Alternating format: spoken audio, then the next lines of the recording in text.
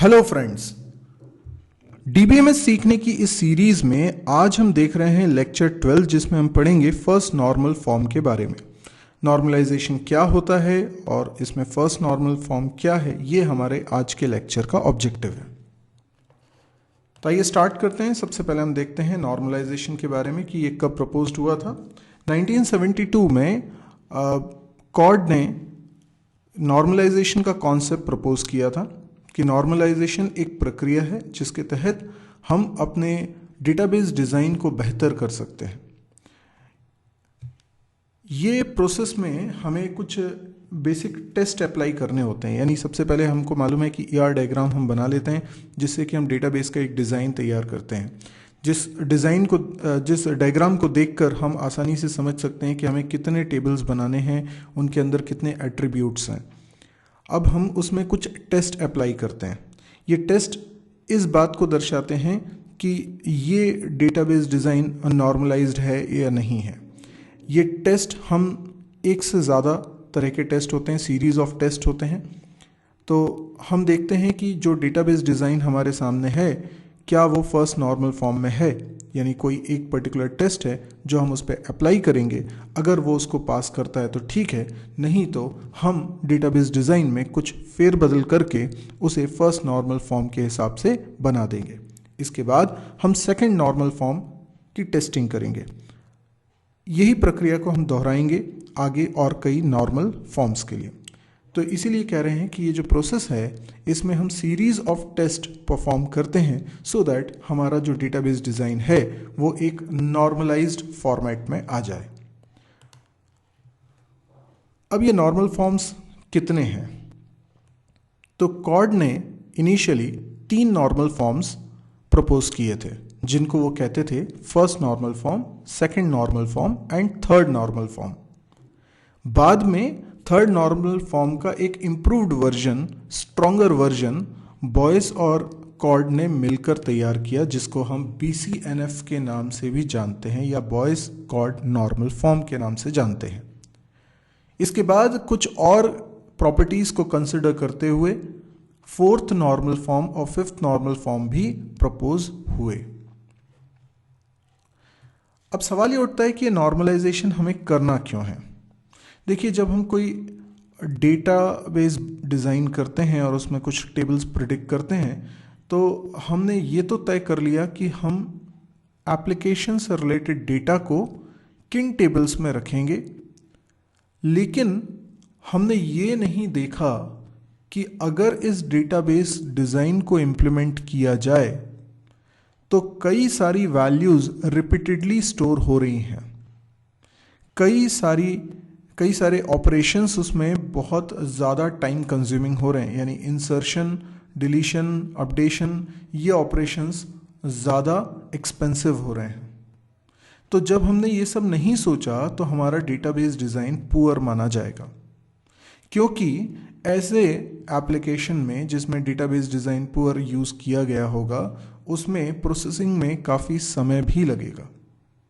तो हम ये चाहते हैं कि हम अपने डेटाबेस को इस तरीके से डिज़ाइन करें कि उसमें डेटा की रिडंडेंसी यानी रिपीटेशन कम से कम हो। हम ये चाहते हैं कि उसमें इंसर्शन, डिलीशन, अपडेट करने के दौरान कोई प्रॉब्लम ना हो, ज़्यादा टाइम भी कंज्यूम ना हो और जो इनसे होने वाली एनोमलीज हैं वो भी रिड्यूस हो सके। तो नॉर्मलाइजेशन प्रक्रिया हमें डेटाबेस इम्प्लीमेंट करने से पहले कर लेनी चाहिए। अब बात करते हैं फर्स्ट नॉर्मल फॉर्म की। फर्स्ट नॉर्मल फॉर्म क्या कहता है? First normal form states that the domain of N attribute must include only atomic values. अब ये एटॉमिक वैल्यूज, ये एटॉमिक का मतलब क्या होता है पहले हमको इसको समझना होगा। इसको समझने के लिए हम एक एग्जाम्पल देखते हैं। जैसे आप अपने फ़ोन बुक को देखिए, आप अपने मोबाइल को यूज़ करते हैं, उसमें फ़ोन नंबर्स आप स्टोर करते हैं और आप ऐसा एज्यूम कर लीजिए कि आपके मोबाइल में भी एक डेटाबेस है और कोई टेबल है जिसके अंदर ये फ़ोन नंबर स्टोर हो रहे हैं। तो कैसा इमेजिन करना चाहेंगे? एक टेबल है जिसका नाम हम रख लेते हैं पर्सन और हम पर्सन की कुछ डिटेल्स रखना चाहते हैं। तो हमने देखा इस टेबल में एक कॉलम हो जाएगा पर्सन आईडी, पर्सन आईडी, ठीक है। एक और कॉलम इसमें हो जाएगा नेम, ठीक है। एक और हो जाएगा लास्ट नेम, ये फर्स्ट नेम हो गया, आप इसे एफ नेम भी कह सकते हैं, ठीक है। फर्स्ट नेम और लास्ट नेम। इंफॉर्मेशंस तो बहुत सारी रखी जा सकती हैं, इसमें फ़ोन नंबर है,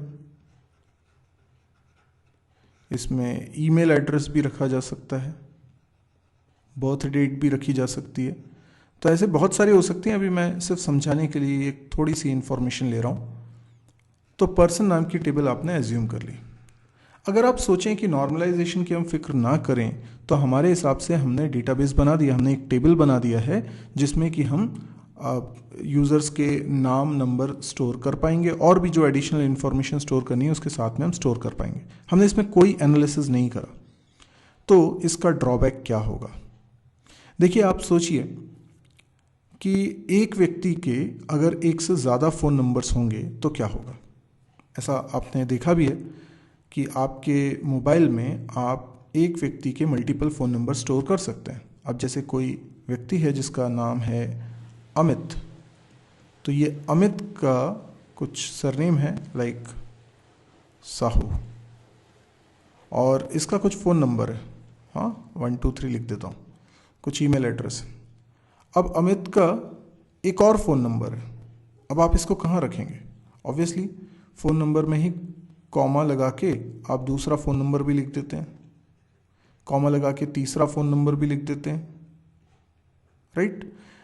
आपने क्या किया, एक व्यक्ति के लिए एक रो यूज़ करी। तो फिर एक ही व्यक्ति के अगर एक से ज़्यादा फ़ोन नंबर्स होंगे तो आपको इस वाले कॉलम में, है ना, इसमें हम क्या करेंगे, एक से ज़्यादा वैल्यूज़ रखने वाले हैं। तो ये एक फ़ोन एक एट्रीब्यूट है, राइट। हर एक कॉलम एक एट्रीब्यूट है। एट्रीब्यूट बेसिकली क्या है? पर्सन की प्रॉपर्टीज़। पर्सन की एक प्रॉपर्टी है पर्सन आईडी, एक है फर्स्ट नेम, एक है लास्ट नेम, एक है फ़ोन नंबर, एक है ईमेल। इस तरीके से ये सारे एट्रीब्यूट्स हैं, जिसमें से मैं इस पर्टिकुलर एट्रीब्यूट की बात कर रहा हूँ जिसको हम बोल रहे हैं फ़ोन नंबर। ये एट्रीब्यूट में आप सिंगल वैल्यू नहीं रख रहे हैं, मल्टीपल वैल्यूज़ रख रहे हैं। अब मल्टीपल वैल्यूज़ रखेंगे तो इसका मतलब है ये एटॉमिक नहीं। एटॉमिक मतलब सिंगल, है ना। एटॉमिक का मतलब होता है सिंगल। सिंगल ऐसी वैल्यू जिसको और डिवाइड नहीं किया जा सकता, इनडिविजिबल, ठीक है। तो इस फ़ोन नंबर एट्रीब्यूट में आपने मल्टीपल वैल्यूज़ रखी हैं। अब जरा देखिए कि हमने डेफिनेशन में क्या पढ़ा। First normal form states that the domain of N attribute, domain of attribute मतलब ये जो एट्रीब्यूट है फ़ोन नंबर, इस कॉलम में जो वैल्यूज़ आएंगी, जो पॉसिबल वैल्यूज़ आ सकती हैं, उनका सेट कहलाता है डोमेन। तो domain of N attribute must include only atomic values, मतलब उसमें केवल एटॉमिक वैल्यू होनी चाहिए। अभी फिलहाल एटॉमिक वैल्यू नहीं है, तो इसका मतलब ये टेबल जो है फर्स्ट नॉर्मल फॉर्म में नहीं है। तो हम कहेंगे कि हमारा डेटाबेस फर्स्ट नॉर्मल फॉर्म में नहीं है। इसको फर्स्ट नॉर्मल फॉर्म में बनाने के लिए हमें कुछ जतन करने पड़ेंगे। तो क्या किया जाए फर्स्ट नॉर्मल फॉर्म में लाने के लिए? उससे पहले ये भी सोचिए कि इससे प्रॉब्लम क्या है। अगर ऐसा रख दें तो इससे क्या प्रॉब्लम हो सकती है? इससे कई सारी प्रॉब्लम्स हो सकती हैं। जैसे मैं इस टेबल में कोई रिकॉर्ड फाइंड आउट करना चाहता हूँ, राइट, फ़ोन नंबर के बेसिस पे, ठीक है ना। तो मेरे पास फ़ोन नंबर है, लेट्स से मेरे पास फ़ोन नंबर है 123, ठीक है। अब मैं देखना चाहता हूँ क्या इस टेबल में कहीं पर किसी का फ़ोन नंबर 123 है। हम जानते हैं कि ये अमित का है, यहाँ पर 123 लिखा है। पर जब इसका कंपैरिजन होगा तो इस फ़ोन एट्रीब्यूट की वैल्यू से होगा, और उसकी वैल्यू 123 नहीं है, उसकी वैल्यू है 123, 243, 345। तो ये जो डेटा है ना, इस पूरे को एक मान रहा है, जिससे कि ये कंपैरिजन करने में दिक्कत होगी। यानी मुझे इस डेटा को फर्दर ब्रेक करना पड़ेगा 3 अलग अलग डेटा में, जिसके लिए मुझे फिर से प्रोग्रामिंग करनी पड़ेगी।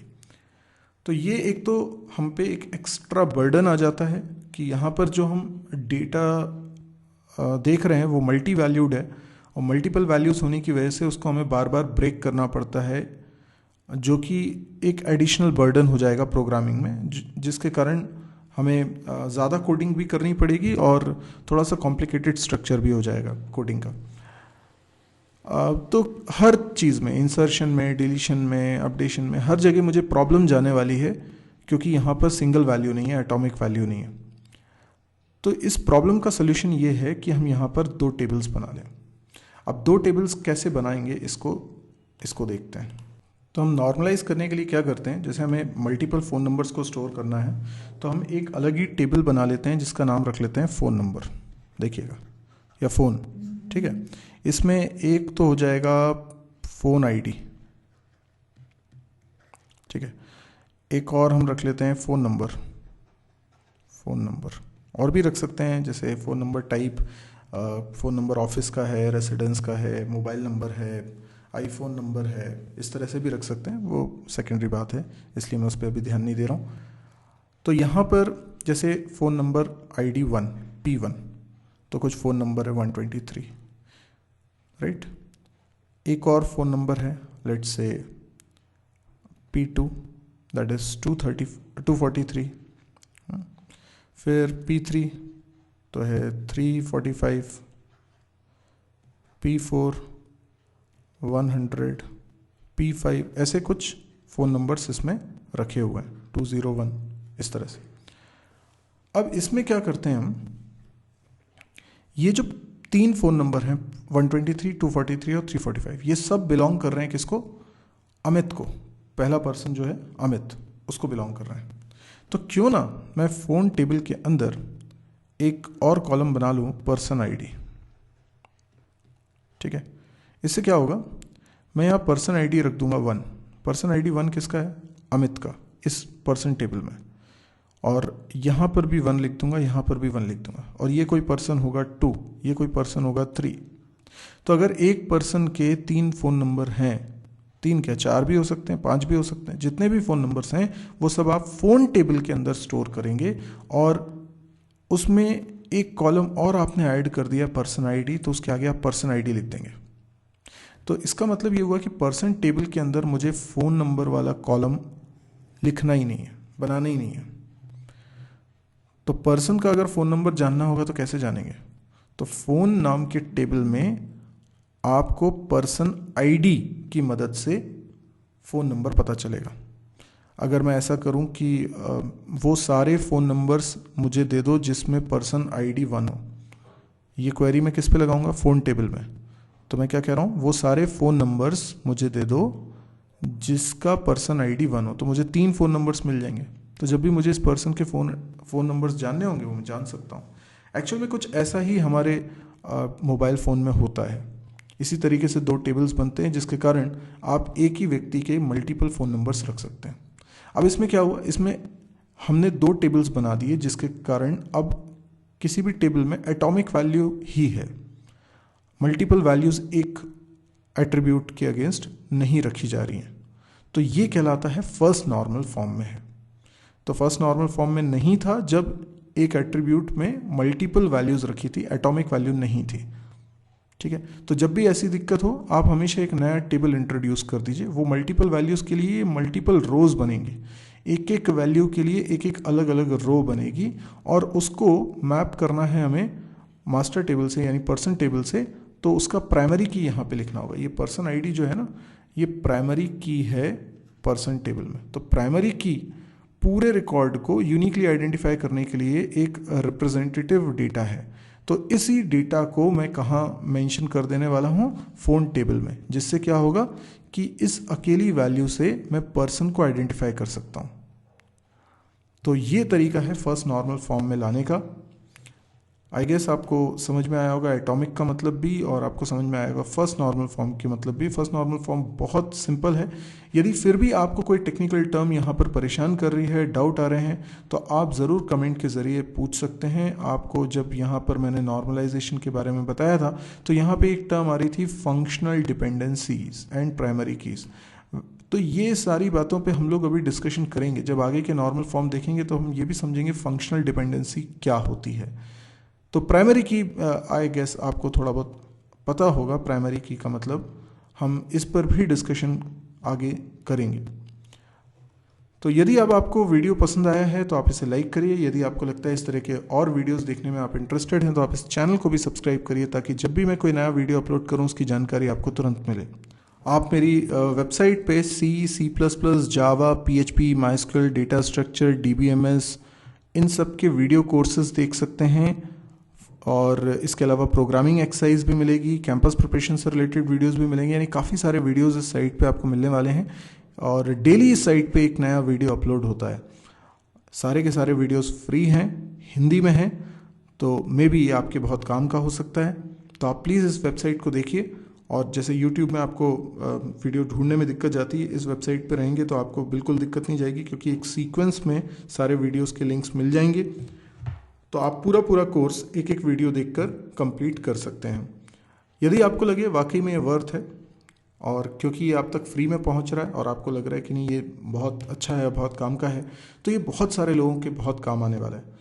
तो आपसे मेरी सिर्फ इतनी गुजारिश है कि आप इसको प्लीज़ अपने फेसबुक वॉल पे शेयर करें। आपको सिर्फ करना ये है कि इस वेबसाइट को या इस वीडियो को या दोनों के लिंक को आप अपने फेसबुक वॉल पे पोस्ट कर दीजिए। देखिए, जैसे ये आप तक पहुंचा है और भी कोई ज़रूरतमंद होगा जिस तक ये पहुंच सकता है। Thank you.